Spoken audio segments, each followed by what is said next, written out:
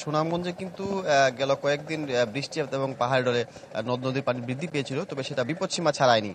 এবং স্বস্তির খবর হচ্ছে গেল 24 ঘন্টা সুনামগঞ্জে বৃষ্টিপাত তেমন হয়নি, এবং ভারতের যে চেরাপুঞ্জি সেইখানেও বৃষ্টিপাত ছিল স্বাভাবিক, যার ফলে কিন্তু গত রাত থেকে এখন পর্যন্ত সুরমা নদীর পানি অনেকটা কমেছে। এখনও সুনামগঞ্জে সুরমা নদীর পানি বিপদসীমার 62 সেন্টিমিটার নিচ দিয়ে প্রবাহিত হচ্ছে, যার ফলে কিন্তু সুনামগঞ্জের কোনো এলাকা প্লাবিত হওয়ার খবর আমরা এখন পর্যন্ত পাইনি। তবে সব ধরনের প্রস্তুতি কিন্তু প্রশাসন থেকে নিয়ে রাখা হয়েছে। জেলা প্রশাসন থেকে কিন্তু বন্যা মোকাবেলায় সতর্কীকরণ কেন্দ্র সহ সব ধরনের প্রস্তুতি নিয়ে রাখা আছে। এছাড়া ছাতক উপজেলার একটি পয়েন্ট দিয়ে, যেহেতু সীমান্তবর্তী উপজেলা, সেই পয়েন্ট দিয়ে সুরমা নদীর পানি বিপদসীমার ছাড়িয়েছে এবং বেশ কিছু রাস্তাঘাটও তলিয়ে গেছে, যাতে অনেক ভোগান্তি পড়েছেন কয়েকটি এলাকার মানুষ। তবে এখন পর্যন্ত যেহেতু বৃষ্টিপাত কম হচ্ছে, সেই কারণে কিন্তু নদ নদীর পানি অনেকটা কমতে শুরু করেছে। এবং পাউবো বলেছে যে যেহেতু চেরাপুঞ্জির বৃষ্টিপাত কিছুটা আছে, সেই ক্ষেত্রে পাহাড় ডলের সম্ভাবনা আছে। যদি পাহাড় ডল বৃদ্ধি অব্যাহত থাকে, তাহলে আগামী 2 থেকে 3 দিনের মধ্যে একটা স্বল্পমেয়াদী বন্যার সংখ্যা তারা করছেন। তবে এখন পর্যন্ত স্বস্তি হচ্ছে যে পাহাড় ডল এবং চেরাপুঞ্জি বৃষ্টিপাত কম এবং সুনামগঞ্জে বৃষ্টিপাত হচ্ছে না,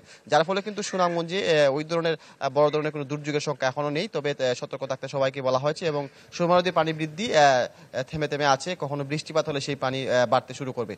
তো এই ছিল আসলে সুনামগঞ্জ থেকে বন্যার সর্বশেষ পরিস্থিতি। জুয়েল, আপনাকে ধন্যবাদ। দর্শক, এবার যেতে চাই আমাদের আরেক সহকর্মী আব্দুর রবের কাছে। ওয়ালটন ফ্রিজ কিনে অনেকের মতো আপনিও হয়ে যেতে পারেন মিলেনিয়াল, সেরা পণ্যের সেরা অফার। রব, পানি বৃদ্ধির কতটা বিপদসীমার উপর দিয়ে প্রবাহিত হচ্ছে সে বিষয়টি জানাবেন, আমার পাশাপাশি বৃষ্টিপাতের কোনো সম্ভাবনা রয়েছে কিনা, সাধারণ মানুষজন কতটা বিপাকে পড়েছেন সে বিষয়টিও জানাবেন। রাকিব, আমি এখন দাঁড়িয়ে আছি মৌলভীবাজারের মনোনদের ছাদনীঘাট পয়েন্টে। আসলে সিলেট এবং সুনামগঞ্জের যে চিত্র, সেটি অনেক ব্যতিক্রম হচ্ছে মৌলভীবাজারে। মৌলভীবাজারে আসলে কোথাও বন্যার প্রভাবে নেই। গত 4 দিন আগে ঘূর্ণিঝড়ের প্রভাবে যে বৃষ্টিপাত এবং ঢল নেমেছিল, তাতে করে নদ নদীর পানি কিছুটা বেড়েছিল, কিন্তু এরপর থেকে পানি গত 4 দিন থেকে ধারাবাহিকভাবে পানি কমছে। এবং মৌলভীবাজারের মনু, ধলাই এবং কুশিয়ারা, এই 3টি প্রধান নদী পানি কমছে।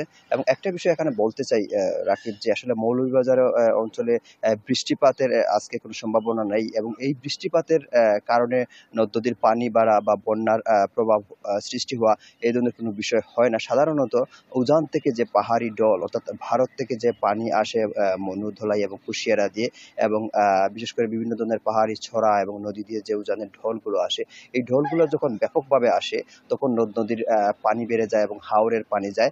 তখন হচ্ছে যে হাওর কেন্দ্রিক বন্যা এবং নদী কেন্দ্রিক বন্যা দেখা দেয়। কিন্তু মৌলভীবাজারে আমাদের পানি উন্নয়ন বোর্ডের কর্মকর্তারা জানিয়েছেন যে এই মুহূর্তে আসলে মৌলভীবাজার অঞ্চলে আসলে বন্যা হওয়ার সংখ্যা খুবই কম। যদি বড় ধরনের পাহাড়ি ঢল আসে, তাহলে হচ্ছে যে এক ধরনের ঝুঁকি থাকে এবং বন্যা হওয়ার প্রবণতা থাকে। এর পাশাপাশি হচ্ছে গত 4 দিন আগে যে বৃষ্টিপাত হয়েছিল এবং ঘূর্ণিঝড়ের প্রভাবে যে কিছু নিচু এলাকা প্লাবিত হয়েছিল, পাশাপাশি নদীর ভিতরে যে অংশ অনেকে ঘর বাড়ি বানিয়েছিল যারা প্লাবিত হয়েছিল, তাদের অনেককেই উপজেলা প্রশাসন এবং স্থানীয় সংসদ সদস্য বিভিন্ন ধরনের শুকনো খাবার, চাল সহ বিভিন্ন খাদ্য দ্রব্য বিতরণ করেছেন এবং পর্যায়ক্রমে বিতরণ করছেন। তবে বলা যায় রাকিব, যে এখন পর্যন্ত মৌলভীবাজারের বন্যার সংখ্যা এখন পর্যন্ত নাই, এবং আগামীতে হয়তো ডল নামলে মৌলভীবাজারের নদ নদীর পানি বাড়বে। এখন পর্যন্ত নদ নদীর পানি অনেক নিচ দিয়ে প্রবাহিত হচ্ছে। রাকিব। রব, আপনাকে ধন্যবাদ। দর্শক, সিলেট অঞ্চলের নদ নদীর পানি বৃদ্ধির সবশেষ খবর জানাতে যুক্ত হয়েছিলেন আমাদের সহকর্মীরা।